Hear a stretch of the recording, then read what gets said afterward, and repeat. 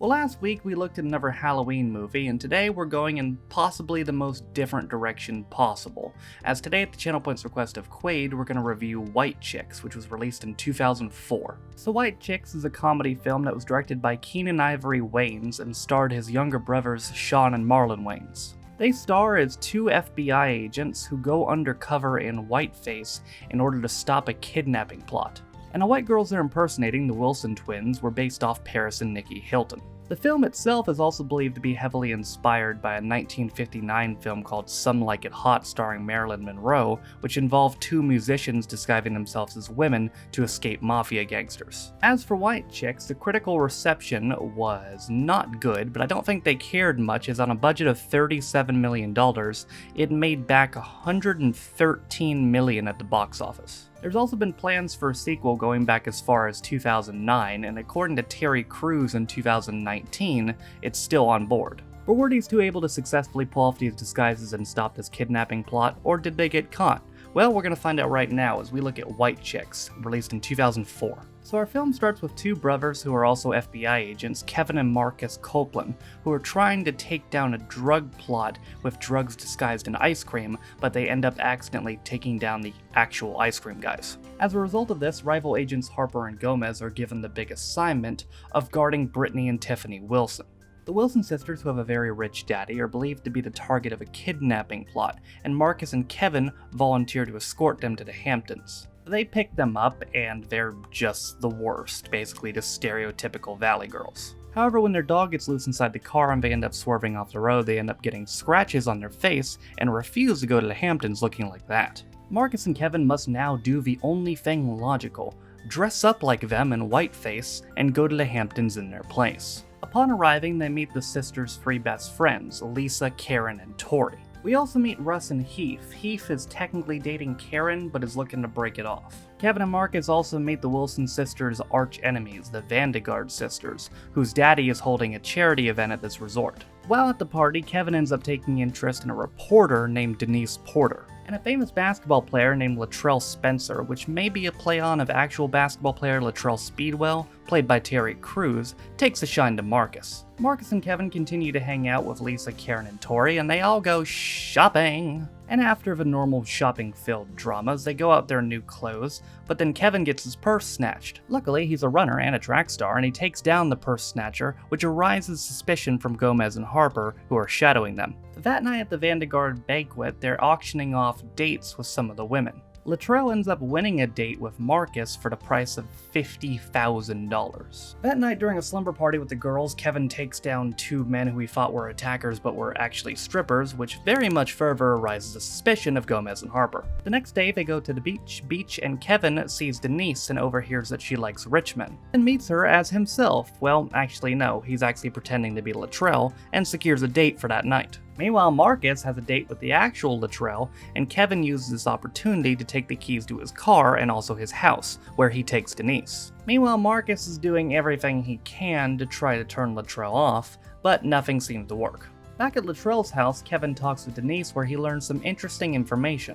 You see, the man they thought was the kidnapper was Ted Burton, who they thought was broke, but turns out he's actually a multimillionaire. The reason he is because he turned the tables on Warren Vandegaard. Meanwhile, Harper and Gomez have infiltrated Kevin and Marcus's apartment and find the whiteface masks, learning their identities. Later on, everyone ends up at a nightclub and the Vandegaard sisters start a dance-off with Lisa, Karen, and Tori. They win initially, but Kevin and Marcus have incredible dance moves, and they win easily. Unfortunately for Karen, Heath goes off with the Vandegaard sisters regardless of this, and she gets shit-faced. And while she's throwing up, they learn from her that Warren Vandegaard is actually broke, and he's been taking loans from his father, making them both believe that he's actually the mastermind behind the kidnappings. The next morning, Marcus's wife Gina arrives unexpectedly, and upon seeing Kevin, still in costume, thinks that he's cheating. Harper and Gomez then find the real Wilson twins who have arrived at the Hamptons, and believing them to actually be the fakes, they end up stripping the Wilson twins, which ends up getting them fired. Meanwhile, Warren Vandegaard believes that he's gotten away with his plans, and it's revealed that Heath and Russ are actually working for him. Kevin and Marcus also get fired by the police chief who has found out about their little ruse. However, as they're driving on, Kevin gets confirmation from a source that Warren had funneled large sums of money through his charity. They decide to not inform the police chief of this and do something about it themselves, which of course involves going back into the White Face. Once again as the Wilson twins, they attend the White Party, where their friends have signed them up for a fashion show. They got the spot over to Vandergaard sisters, who are not too happy about this and plot revenge. Gina has also snuck into the party because I guess she followed Marcus there. And to make matters more confusing, the real Wilson twins show up and they're also put in the fashion show. The Vandergaard sisters, who are on a balcony up above, drop marbles on everybody and are planning to drop some red liquid until Karen pulls down their balcony. And not only that, but then drops the red liquid on them. Nice Carrie reference, by the way. After this, the real Wilson twins finally figure out the ruse and call out Kevin and Marcus. But then the lights go out and this giant dragon comes out, which attempts to kidnap the Wilson twins. However, they end up getting the real Brittany and Marcus dressed as Tiffany. This causes Kevin to tackle the dragon, and then Heath and Russ reveal themselves and start fighting Kevin and Marcus. Mr. Vandergaard also pulls out a gun and kidnaps the real Wilson sisters. After taking down Heath and Russ, Kevin and Marcus confront Mr. Vandergaard, who, like a good supervillain, reveals his evil plan.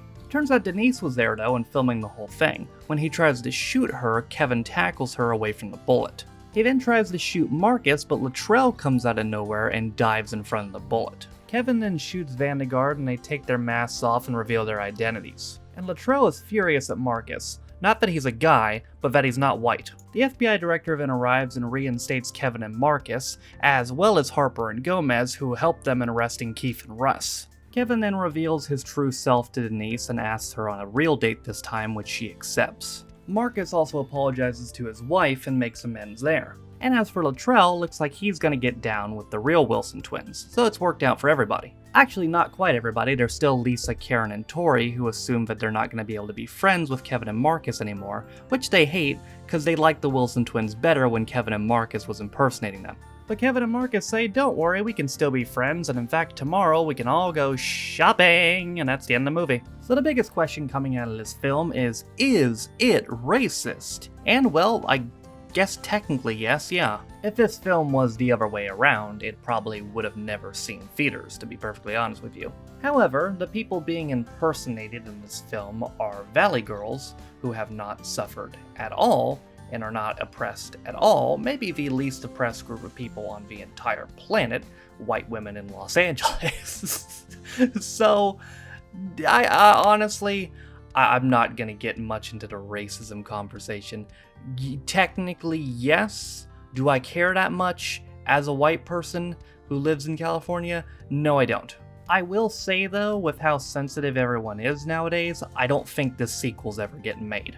As for is this movie funny? Well, it's really about what your humor is. If you think things like Scary Movie and In Living Color are funny, then you'll probably find this funny as well. If you don't like those, well then you might not. Personally, I thought it was pretty funny though. It did get a lot of legitimate laughs out of me, although it also did get a lot of legitimate cringe as well. Maybe it's because, again, I've actually known girls like this, like actual Valley girls, and for me personally, it was too much at time. I will say though, their Valley Girl impersonations were really good. Thing is though, I don't think there's really any kind of message we can take from this. Like most films, it's like, oh, the overall message was, I don't think there's really a message here. It's just a silly comedy. So would I recommend this? Yes, I would personally, but again, it all depends on your humor. But that is going to do it for my review of White Chicks. Thank you again, Quaid, for using your points on this. Next week, we'll be going to something else completely different with Detective Pikachu.